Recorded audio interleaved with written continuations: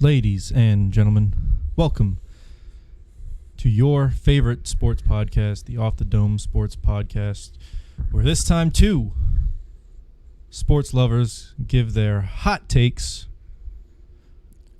off the dome. I am Mustang. I'm Rebo Hustle.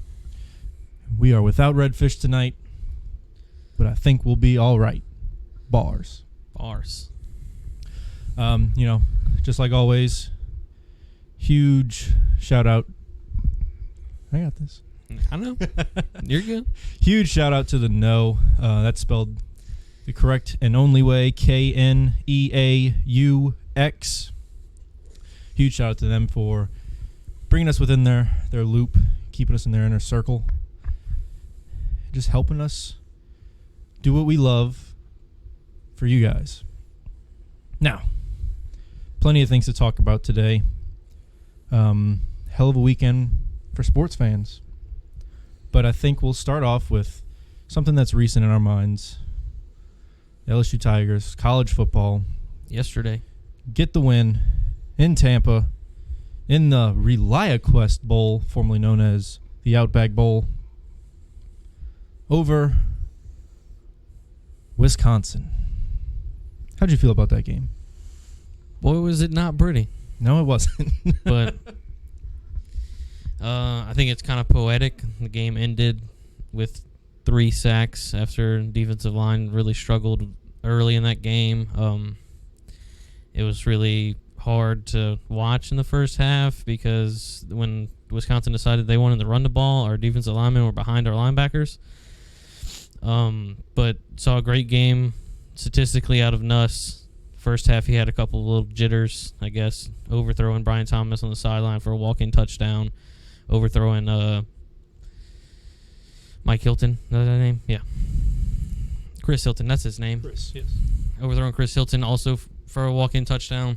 But all in all, 395 yards and 3 touchdowns, only 1 pick on a Hail Mary at the end of the half, if we're being honest. Yeah, ghost stat. Yeah, I mean, you saw great things out of him. We saw 5 different running backs. 6 if you're counting the Harold Perkins 1-yard touchdown run. Count it, you better. Honestly, couldn't expect anything more out of the offense. You get a full game's tape worth of Garrett Nussmeier to critique over the offseason, get him 1% better every week during the offseason, be in great shape next season. We also got to see the combination of Joe Sloan and Cortez Hankton as co-OCs for this game. How did you feel about the co-OC situation? So, like we had talked about earlier today, and even just before we started this, it wasn't, and I feel like I'm speaking for a lot of people when I say this, but it wasn't what we were expecting, right? And that does come with a quarterback change, so yeah, but it's still a very powerful offense. You see what we can do. I think that, once the gears got turning, they met at halftime, talked some things through, changed up the game plan a little bit, worked a lot better. The first half and second half team, completely different teams. And that's expected when you have a lot of these changes. And that's why I think it's a good thing to get a bunch of new faces in a bowl game or something like that towards the end of the year. Games that, they mean, of course it's a bowl game, it means a lot, but in the grand scheme of things, it's no college football playoff, it's no Rose Bowl, it's no Natty. It's still a win. But I did like what I saw. Like I said, halfway through the game, second half of the game, completely different team. They looked like they had a lot of passion, that they were more comfortable back there. But on the defensive side of things, yeah, things have to change. And I'm not talking personnel. I mean, obviously, secondary personnel should change for the most part. Andre Sam played, as we're used to seeing him. Also a fifth-year senior. He's gone. He's gone. But, who we like to see, who we didn't get to see that much of in the regular season this year, number 40, Whit Weeks. Oh, yeah. Hell of a game from him. Definitely looking forward to seeing more of him. You know who I'm not looking forward to seeing? Sage Ryan. Matt House. Okay. Well, he did seem like the target yesterday, but yes, I am also not looking forward to seeing Matt House anymore. Honestly, we should see some kind of coaching changes or firing or anything like that in this coming week. Matt Moscona is normally pretty on it when it comes to things like coaching changes, and he says expect no less than 2 defensive staff changes. But yeah, I mean, it felt like watching the game felt like you had 2 defensive players every play. Major Burns and Whit Weeks had their nose on the football every play. Every play. Yeah, their stats probably mirror that. Yeah, Major Burns led the team with 9 tackles and 4 assisted. Crazy. Yeah, it's hard to say that this team would have even been close to winning this game if it wasn't for how great Major Burns played. Another kind of quiet game out of Harold Perkins that you've kind of come to expect this year. I'm still blaming that on Matt House. Yeah, just usage our of him. supervillain. Yeah. Turned one of the best all-around linebackers into strictly an edge rusher. Well, this year's season he's strictly a dime. Yeah, that.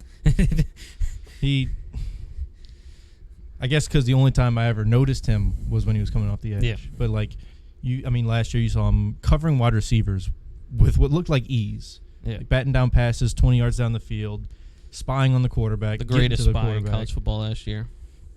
And we just completely threw that out the window. Said, you're going to do this instead. But, definitely some coaching changes I hope to see in the future. And offensive coordinator to me, coming into this game, I felt like that, Sloan they were going to look really good and they were going to stick with Sloan. Now could be in question.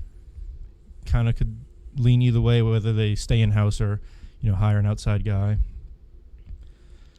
But, I was not expecting such a good game from Nussmeier.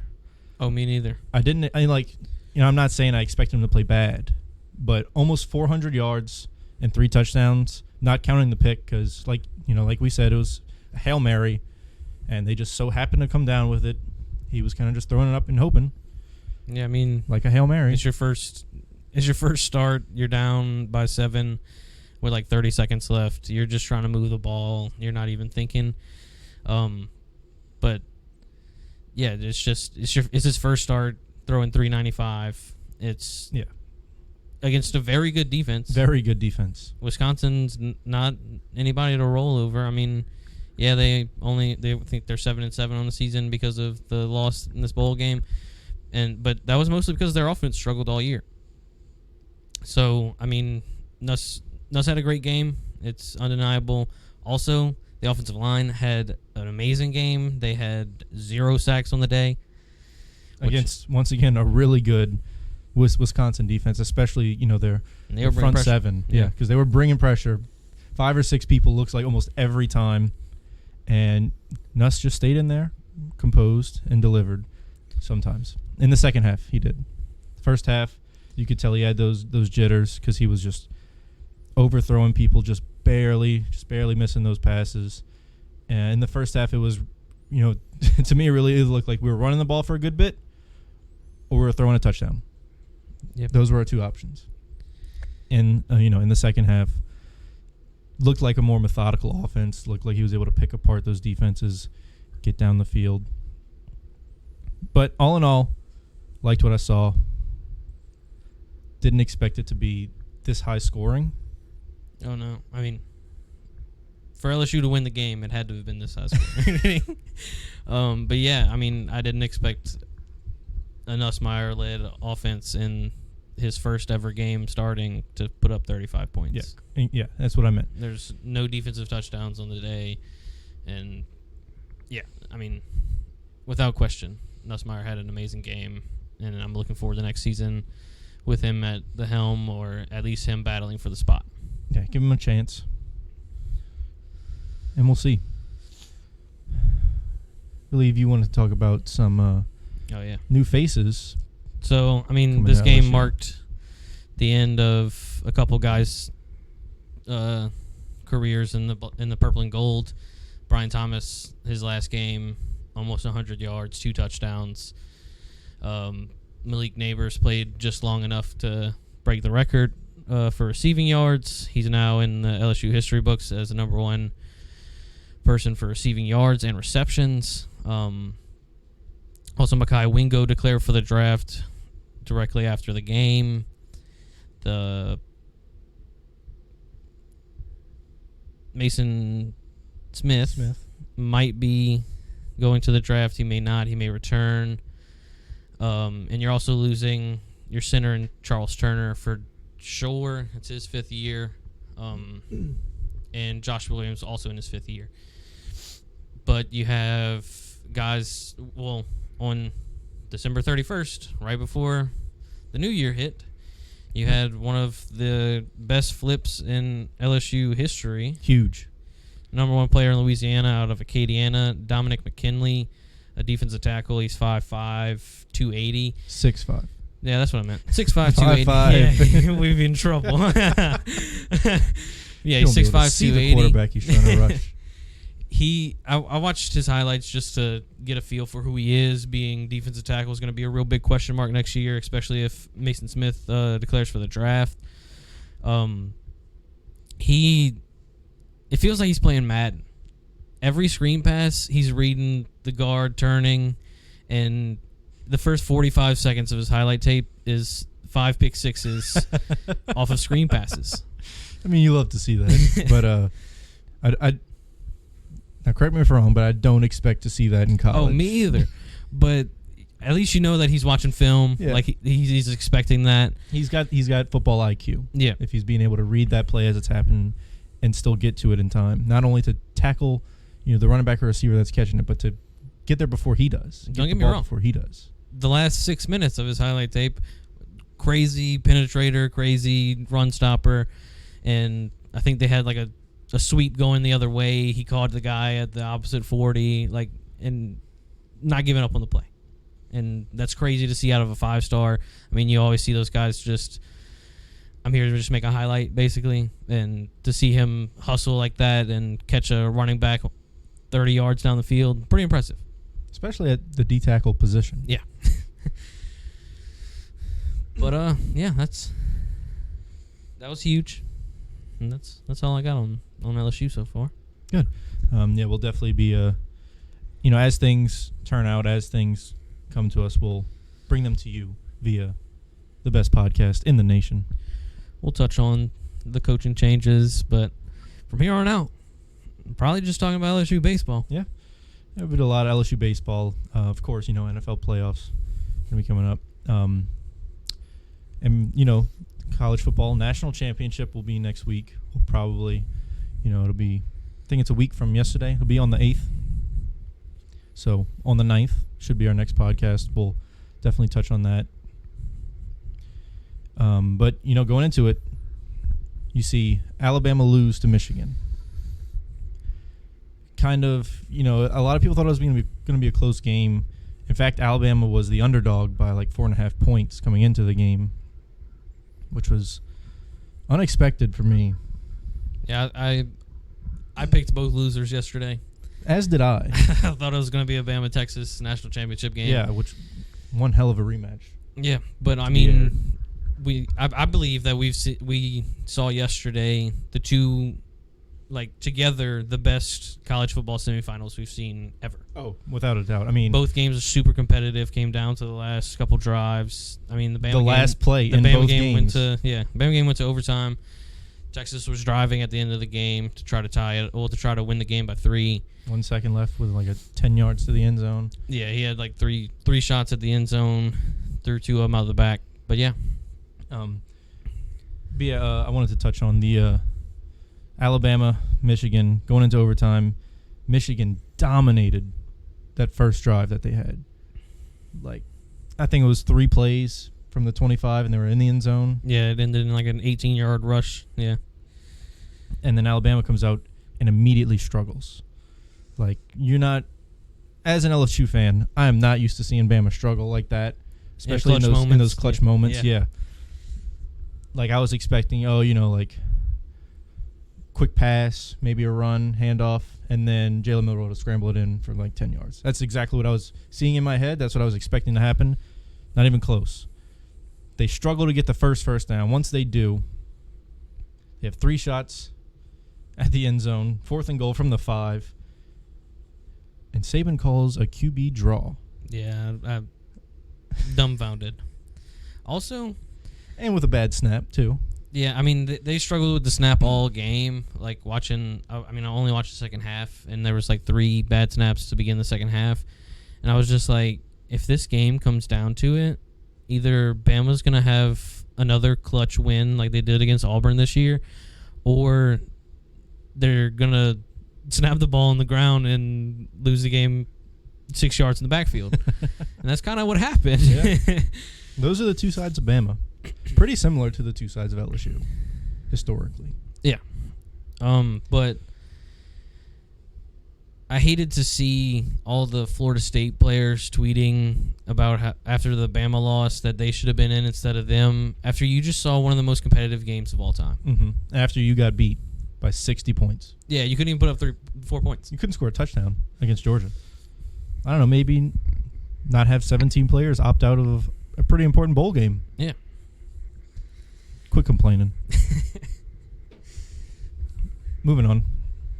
Another really good bowl game. I only watched the first half. Fell asleep. Highly upset that I fell asleep because it turned out to be a really good game, which it already was. 21-21 at halftime. Texas and Washington were battling. I don't know how much of the game you caught. I watched the whole thing. I mean, whereas the Bama-Michigan game was very...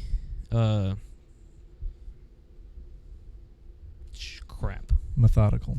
Yeah, very drawn out. Defense oriented, very field position. That's the word. Yeah. A very much field position oriented game in the second half, at least. Washington and Texas came out guns blazing, which I expected. I think Texas had a 3 and out at the beginning of the game. Washington scored in 3 plays. Texas scored in 5 plays, and you were like, okay, we're in for one. And I was honestly expecting 63-53 at the end of the game. They were... Yeah, they set the line at, I believe it was 62.5 points. Still went over, which was an insanely high over to begin with, and still managed to hit. I mean, both of those teams were known for having electric offenses, and honestly, I really thought Texas was going to win the game because Texas's defensive linemen were eating in the third quarter, which they've been doing all season, which was, when I was thinking about who's going to win this game, when I was placing my bet, which did not hit, ignore it. I thought, Texas and Washington have pretty, as far as, level of success goes, pretty similar offenses. Maybe Washington has a slight edge on them because of that one hiccup Texas had. But then when I look at the defenses, I gave Texas's defense so much credit. Washington kind of, Pac-12 playing all these other Pac-12 teams where, your defense optional. Your dad famously says Pac-12 defense optional. I just didn't see them being able to have as much success as they did coming into this game. Yeah, I mean, I honestly don't even remember many Washington defenders making big plays, but they rushed the quarterback very well, got Gwen Ewers in some pickles, and he happened to throw the ball out of bounds a ton. Also, their run defense, very, very solid. But, I mean, it was kind of a weird game where, it kind of slowed down in the third quarter, which, I mean, most games do, but kind of lost interest in the third. Started watching again in the fourth when Texas started making their comeback. The end of the game, had 3-4 shots at the end zone to win the game for Texas. All in all, I think we have the 2 best teams in the nation playing for the national championship this year. Yeah, and it's the first SEC-less national championship since 2015 Florida State Florida State and Ohio State. I think so. That sounds right. Jameis Winston. I think Ohio State won that year, but I don't remember who they played. Regardless, while he gets this information, looking forward to Washington versus Michigan national championship. It'll be on Monday. I don't know what to expect. You have one of, if not the best defense in college football, going up against one of, if not the best offenses in college football. Not the best. LSU had the best. Let's put that out there. Write it in cement. Washington had the second best offense in college football. It'll be a tough game for either team to win. I think Michigan's got their work cut out for them defensively, and I think Washington's got their work cut out for them offensively. I think that whichever of the two teams' lesser sides of the ball have a better game, I think that team's going to win it. So Michigan's offense versus Washington's defense. And it's really tough because you saw Michigan's offense go against a really good defense and have somewhat of success. You saw J.J. McCarthy barefooted on the field, meditating by the goalpost. Weird. I don't know. But it worked. Yeah, I mean... So what are you expecting to see out of this national championship game? So the answer to our riddle. Okay, yeah. We had it right. It was Jameis Winston versus Mariota is what I thought. But Mariota won that game. So it was Oregon versus Ohio State. But for the preview to this Oregon game... versus FSU. No. You said Jameis Winston. That was the semifinal. Semifinal, okay. Ohio State won that year. I remember that. Who was the quarterback? J.T. Barrett? I don't know, but they beat Bama 42-35 in the semis. But, yeah, for national championship game, can Michigan's DBs hold their own against Washington speedsters? I mean, I didn't even see many times where Rome Odunze's name was called last night, and they still scored a ton of points. And so... it's not just one guy out of Washington, which I thought that it was just one guy all year. Whereas, I mean, yeah, that's the key for that side of the ball. And then, of course, can Michigan's offense keep clicking? Can they keep running the ball? Honestly, I think Blake Corum might be the only running back that will have any relevancy in the NFL this year, like in this draft class. And so I thought great things out of him in the game against Bama. But we did see Washington's defense step up like crazy against Texas. Texas also has a great O-line, just like Michigan does. And Washington held their own. I mean, I don't know if I can even predict this game. Yeah, it's tough. I think I'll end up giving it to Michigan, though, in a very close game. It hurts me to give it to the Pac-12, but if I had to choose, I'd probably go with Washington after what I saw last night. I mean, either way, I'm happy. It's a very different national championship than what we're used to seeing. And so, usually I'm, definitely one-sided in the national championship where I don't want a rival SEC team to win this, which it usually is, Bama or Georgia. But at this point, it's kind of just I'd like to see either team win this. Yeah, I mean, normally I'm rooting for the SEC team to make LSU look a little bit better. Yeah. But last night I found myself rooting for Michigan a whole lot during that game. I wasn't because I wanted my bet to hit, but... I mean, after Bama had to, go on this crazy game-winning drive against Auburn and Jalen Milroe started screaming about how he deserves the Heisman because of it. He didn't. It's against Auburn. LSU you should have won that game by 40. Off of, yeah. And so that's when I lost a little bit of respect for Bama this year. And Michigan felt like the underdog in the game because it's Bama. Right, yeah. Going into it, when it was announced that Bama was going to be the fourth team in the college football playoffs, it showed the camera of the Michigan players watching the selection party, They were mad. They were not happy. It went quiet in that room when Bama came on Because the they board. thought they were getting Florida State, who's injury-riddled quarterback room, and instead you got one of the toughest opponents in Alabama. So Yeah, but I mean, hats off to the Wolverines. Hats off to Harbaugh. Not giving hats off to McCarthy because he's weird. But I do think Michigan will go on to win the national championship this year. Score prediction. Ooh. 31-23.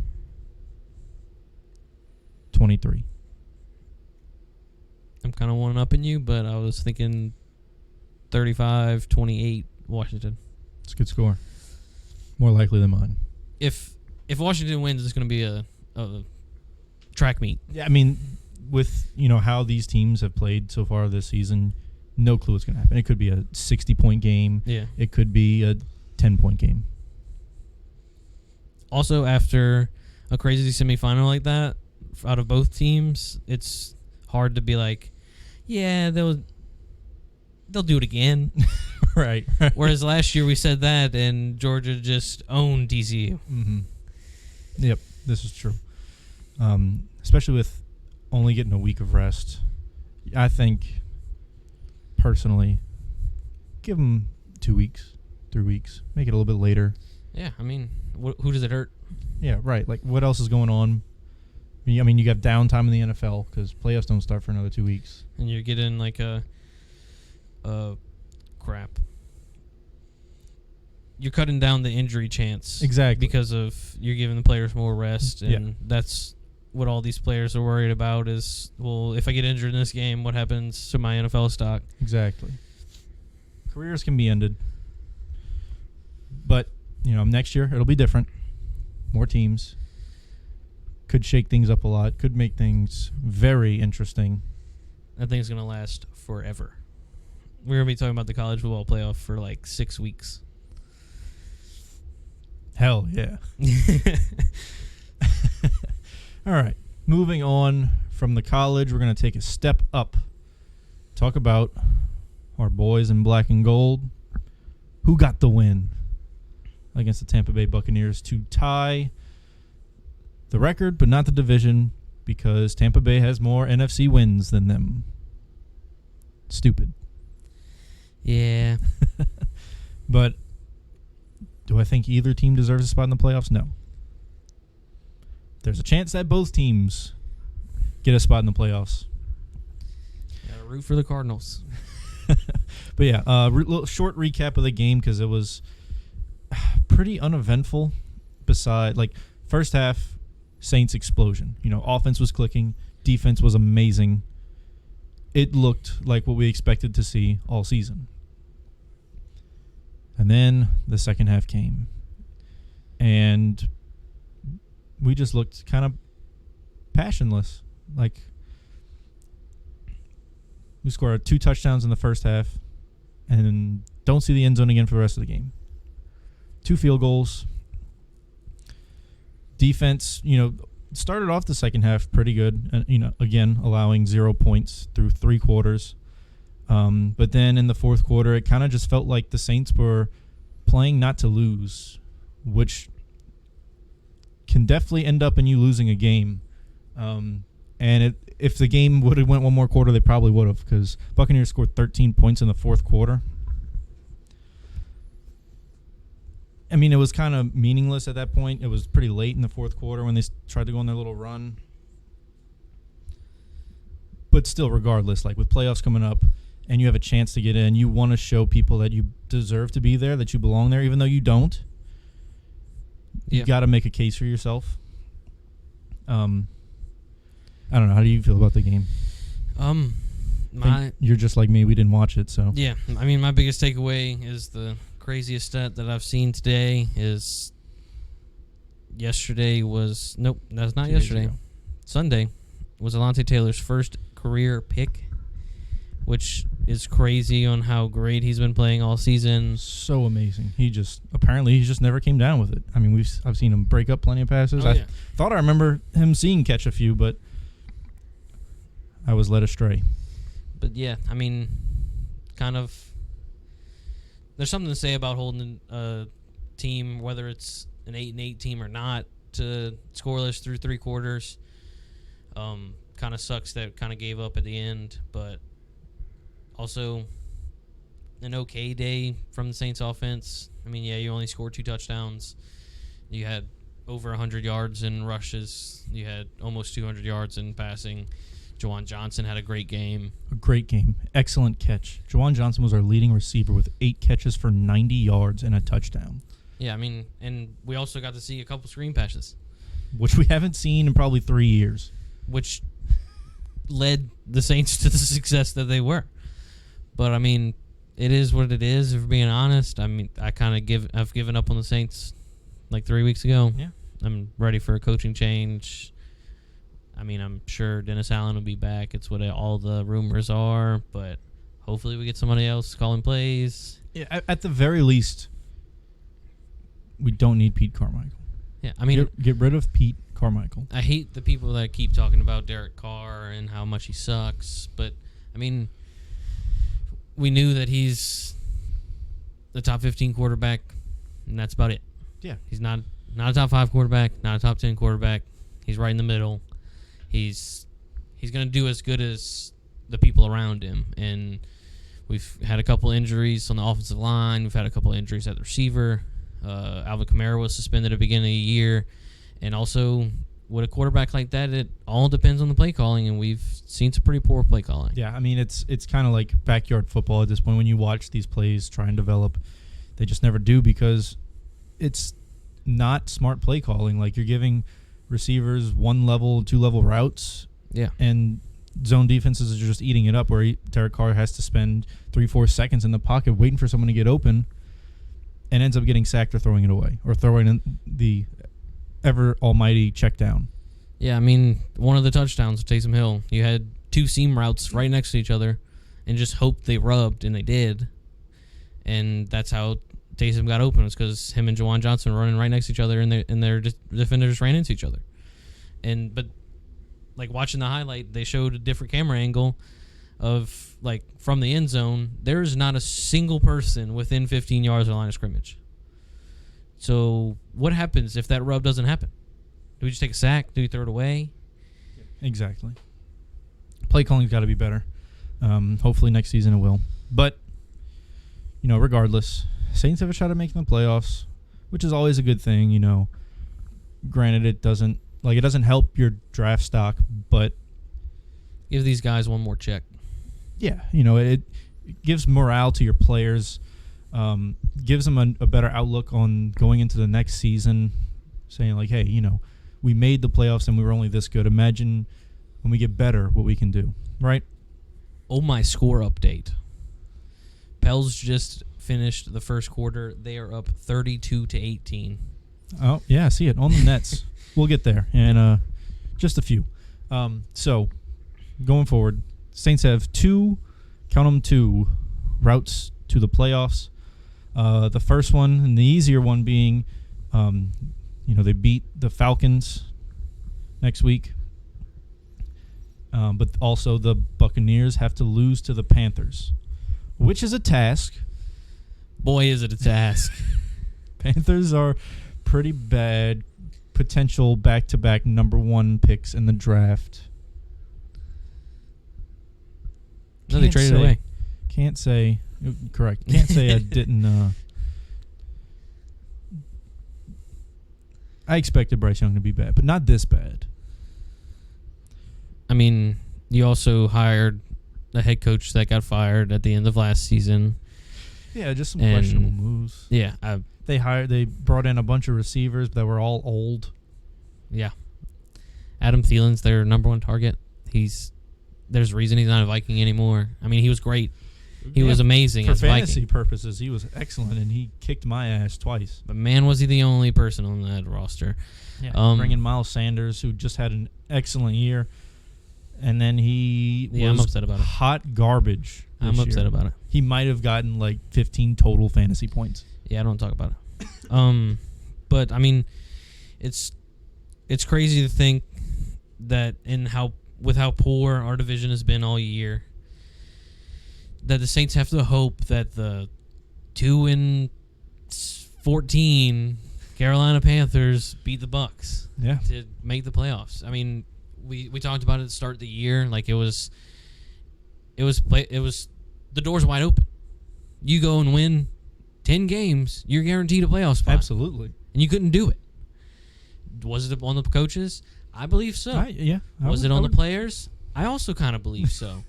It's a mix of both. I'd say probably like 70-30. 70 on the coaches, 30 on the players. Yeah, I mean, at the beginning of the year, definitely buy-in problem. Like, Michael Thomas kept tweeting about the game. No, I don't care if you're upset. You cannot tweet about the game. And there was a couple things that, like, people were just, here we go, let's go, whatever. Yeah. I mean, you can't come in, like, you can't have a brand new quarterback come into a brand new offense and expect them to mesh immediately, right? It's like, give them a few games, and they did. They definitely got better after a few games because they looked very poor to start the season offensively. Defense, thank God for our defense being outstanding. But, second half of the season, offense looked a lot better. Like I predicted. But I think it hit a point to where it was good enough or somewhat good enough. And they're like, all right, yeah, that's good. We'll coast on that level and hope our defense can keep playing the way they do. I don't understand. There's a reason I've given up. I don't give up very often. But, I mean, our mic check for this podcast is just saying, Pete Carmichael. Like, I am so sick of seeing this man call plays. I cannot wait for some kind of coaching move. Yeah, hopefully it comes. But yeah, back to the Saints' road to the playoffs. So to win the division, beat the Falcons, Bucks lose to the Panthers. Is it impossible? No. Is it likely? Not even close. Alternate road to the playoffs. Say the Saints beat the Falcons, but the Bucks win. Do not banish all hope, for we still have a chance if and only if they just beat the Eagles. The Cardinals win. Or we need the Seahawks and the Packers to lose. I believe the Cardinals playing the Seahawks. Cardinals. And Chicago is Cardinals playing the play the Packers. Seahawks. We need the Cardinals and the Bears to win. Bears play the Packers in a divisional game. Kind of meaningless. It's kind of the only game they get up for, though. I mean, I don't know what the Packers, like, if they'll lose completely out of the playoffs if they lose. Yeah, I think so. Let's look. I mean, it would make sense. But yeah. So anyway, if you're a Saints fan and you want to see them go to the playoffs, next weekend you are a Cardinals fan and also a Bears fan. So. Oh, Lord. That is not a playoff picture. Give me a playoff picture. But the Packers are also 8-8. Packers and Seahawks both 8-8. Oh yeah, so we're all battling for the last wild card spot. But even though the Seahawks are 1-4 in their division, they're 6-5 in the conference, whereas the Saints are 5-6 in the conference. So that's why you need the Seahawks to lose, and that's why you need Green Bay to lose, because they also are 6-5 in the conference. Interesting. Okay, so yeah. I think that about does it for our NFL segment. I mean, we'll get to playoffs when they get here. Don't want to... I mean, we'll definitely keep you entertained. We have Guarantee Redfish, you. who's a Lions fan, who will be... Hot. He'll be on something After after Lions. a very, very questionable ending to that game last week, Cowboys-Lions. He wasn't very happy. But moving on, we have Off the Dome in the Blender. How are our Pels looking? Well, they're on commercial right now. They are on commercial right now. But we had game home against the Grizzlies to start the week off. Had a great lead. Spoiled it again. Mm-hmm. Then you went to the Jazz. Boy, was it great to have a signature win against the Jazz for the first time all year. Zion had a great game. Then you came back home to Houston. Pelican Kryptonite. Might as well call him that. Blew another. Alperen Sengun. No, we don't talk about The Pelicans Kryptonite. No. Dropped 36 points. What? No. This is a lie. It's not a lie. This is a lie. Me and Bryce were talking about it as it was happening. Okay. But, yeah, you blow another huge lead. Nope, I'm wrong in my timeline. Rockets did it first, then the Grizzlies did it. Y'all were watching the Rockets game during the pod last week, right? I think so. No, we were watching the Grizzlies during the pod last week. I watched the Rockets at work. Okay. Yeah, so you go to overtime against the Grizzlies, ultimately lose in a 1-point game. The Rockets, you lost by 2. Then the Jazz came to us. I lied. The Jazz came to us. He's a 4-game liar. home game. Clip it. 5-game homestand. The Jazz came to us. We smacked that behind. And then the Lakers also came to us. And We did it again. unfortunately, I had to watch the Lakers broadcast. And all they could talk about was how Jose Alvarado doesn't score but impacts the game, which us as New Orleans fans, know very well. Yeah, I mean, we know this. He Tell had- us something new. Yeah. Tell us how bad your Lakers are. He had 4 steals, 2 blocks, 2 Grand Theft Alvarados on LeBron James himself. Also, in the first half, CJ could not miss. That's him, though. Like, that's what he does all year. He's been extremely hot in the first half and then bricks. Yes. Currently, we're looking at some great defense. I've seen a block out of Jordan Hawkins and just one right now with the rim from Zion. So, we're looking good. I mean, everybody's healthy. We've had Zion miss 1 game this season due to injury. We've had Brandon Ingram miss 2 games this season due to injury. That is career stats for them. Right, yeah. I couldn't have drawn it up any better. Everybody complains that Zion's sitting out back-to-backs. Who freaking cares? He's not hurt. He's not missing extended time. Right. Yeah. He's missing a game every 3 weeks. Mm. You take it. And then he had that little stint where he was ill or not feeling well, where he still played, but not like there were significant minutes, but it wasn't the minutes we were used to seeing him play, which, fine, great. He's healthy. Building character. Yeah. Playing through, not feeling great. Something you have not seen out of him in this past 5 years. But I mean, he's in great shape. He's against the Lakers. He was making Anthony Davis pay every time Anthony Davis touched the ball, as you'd expect. Was getting booed in the blender, and every time Zion drove to the basket, the blender erupted because it was always on Anthony Davis. Yeah. I mean, I've said it a few times, maybe not on record on the pod, but watching Zion play basketball is like watching somebody defy physics. Oh, He dude. runs at the rim so damn fast, so damn hard, that when he goes up for a layup, I don't know how it doesn't hit the backboard and go back to half court. I mean, and there's no reason that a guy built like that should be able to probably touch the top of the backboard, if being honest. It's just crazy. And if he's hitting a floater, he's levitating. Like, he's up there for 3 seconds. And then just his ability to stay in the play. Like, all right, we've all seen it. He goes up to the rim, heavily contested, throws it up anyway. Either it magically goes in or it magically ends up back in his hands. Oh, yeah. We just saw it. And then my favorite thing is when it magically goes in and it's a foul. You're just, like, you blow the whistle, you're like, oh, he just threw that. Like, he didn't actually try, and it goes in, and you're like, what? But, I mean, you've seen some great defense out of every Pelican that's played in this 4-game homestand. Nothing really bad to say, even though you've You came away with 2 losses. It's the NBA. I mean, Everyone wins and loses. I think I can chalk our 2 losses up to free throws at this point.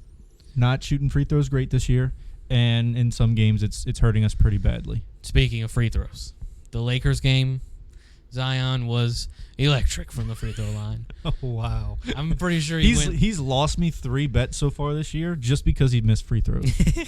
Let me double check his free throw stats, but good grief. Was he making some free throws? Yeah, 10 for 12 from the free throw line. Career numbers. Greatest thing of all time. 26 points. You had 6 players in double figures. Larry Nance off the bench, double-double. Hell yes, Against the Larry. Lakers. We haven't seen that out of him. I mean, we know that he's a great on-ball defender, and Especially for his size. Like, and he's will do definitely what he has to do. he's definitely an undersized center who still can play defense like that. And I'm very thankful he's on the Pelicans. Yeah, I mean, he's a large Najee Marshall, to put it simply. He can hit the corner 3 when he has to, absolutely. He can start the offense. He can be the guy that takes the ball up the court if you have to. I mean, there's nothing that Larry Nance cannot do good. There's also nothing he does exceptionally, but, I mean, he's a backup big. What more can you ask from him? He just put up a double-double against the Lakers. Yeah, their backup big is Christian Wood, but still. Christian Wood's a better backup big than Most. yeah, Yeah. without a doubt. But yeah, quick little score update. 5.5 minutes left till halftime. Pelicans are up 49-32. Double-digit lead. I hope if they can hold on to it going into halftime, probably means they'll end up losing the game, but Don't say that again. no, Pelicans are looking really good. Hopefully they can hold on to this lead against the Nets. I don't think the Nets have been very good this year. Correct me if I'm wrong. I know they've stopped a couple big runs out of teams, like people going on 6-game win streaks. The Nets have stopped a lot of those. They're one of those teams. Yeah, and also they ruined the debut of the Phoenix Big Three. They came out with a win. I do remember that game. But I don't think... Yeah, I think they're about even on the year. They're not doing anything crazy.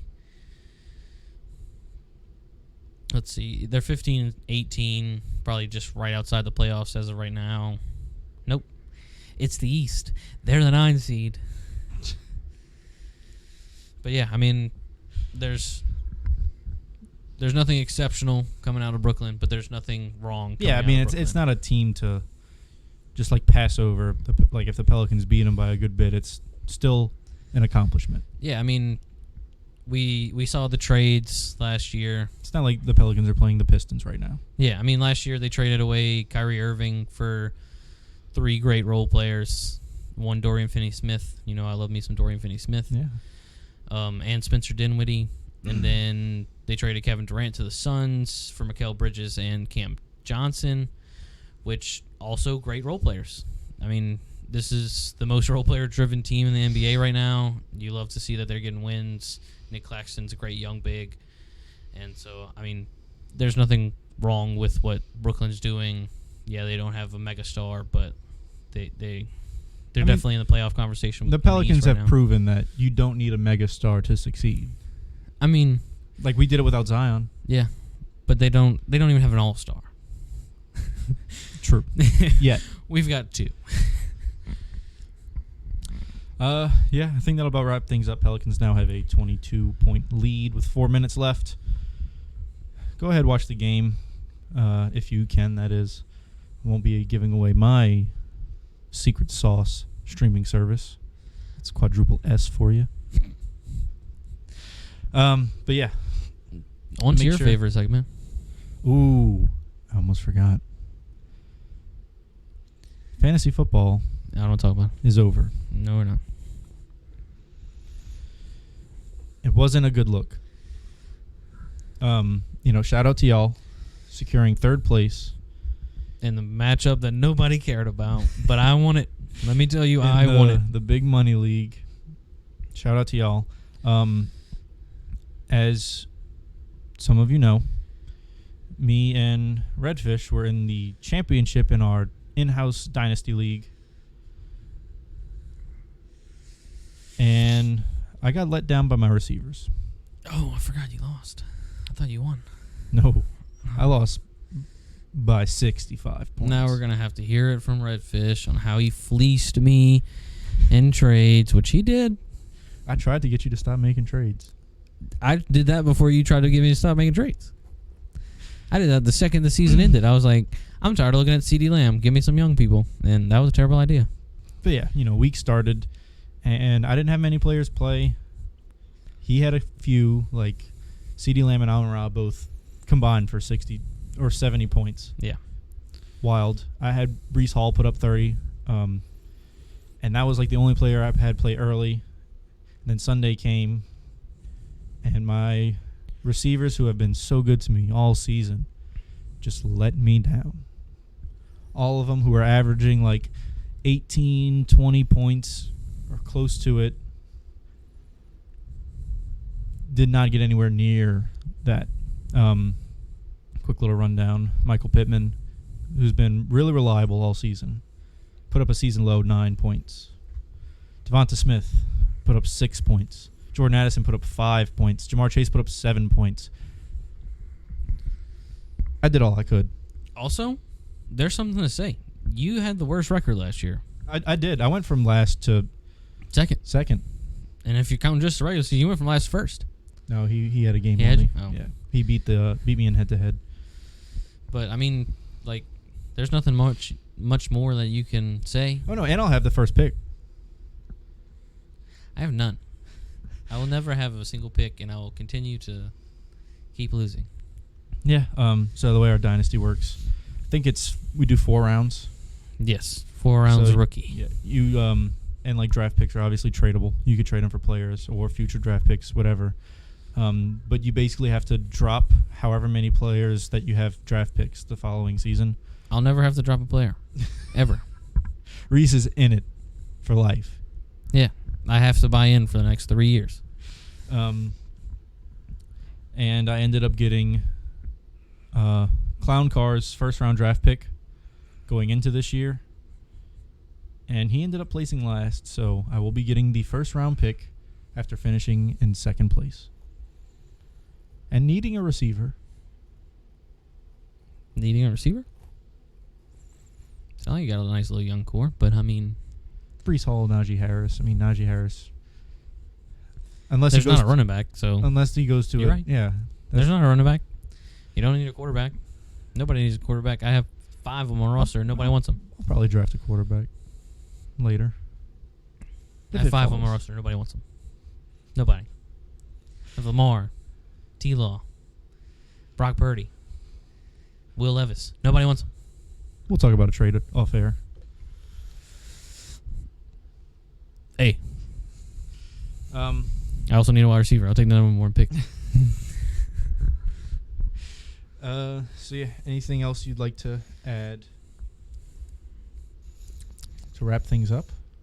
Do I have anything? No, I mean, we're also creating some more content with the No Network. Yep. Definitely go check out that video from the No. Eye on the Tigers. Yep, Eye on the Tigers. Myself and Redfish put up, I think it was about a 12-minute video of potential offensive coordinators for the LSU Tigers next season. We covered a good bit of names. I'm sure there's a wild card that's going to enter the rumor mill. This is true. It usually happens. Yeah. Any kind of big coaching decision, you usually see something shaken up close to the end. But yeah, go check it out. And then once again, shout out to the No, spelled correctly, KNEAUX, the only way to spell it. This has been your Off the Dome Sports Podcast. One more time, I am Mustang. I'm Rebo Hustle. And we will see you next week.